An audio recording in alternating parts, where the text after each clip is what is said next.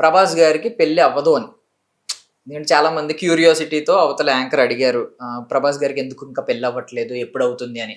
కొంతమంది ఒక ఇద్దరు చూసాను నేను. ఐ థింక్ ఒకరినో ఇద్దరినో చూసాను. పెళ్లి అవ్వదు అని చెప్పారు. అది ఎంతవరకు వాస్తవం? లేదు వీళ్ళేమన్నా వ్యూస్ కోసం, లేదు పబ్లిసిటీ కోసం. ఇప్పుడు ఆయన పాన్ ఇండియన్ స్టార్ కూడా కాదు, ఇంటర్నేషనల్ స్టార్. అలాంటి వ్యక్తికి పెళ్లి అవ్వకపోవడానికి కారణాలు ఏముంటాయి అసలు సాధారణంగా? ఇప్పుడు కొందరికి కొన్ని కొన్ని చిన్న చిన్న దోషాలు ఉంటాయండి. నాకు తెలిసినంత మట్టుకు ప్రభాస్ గారు దోషాలను ఎప్పుడూ కవర్ చేసుకున్నాడండి. ఇది ఎవరు చెప్పారో నాకు తెలియదు, ఇది ఎట్లా లీక్ అయిందో తెలియదు, కానీ నాకు తెలిసినంత మట్టుకైతే ప్రభాస్ గారికి పెళ్లి కాకపోవడం అనే సమస్య ఉండదు.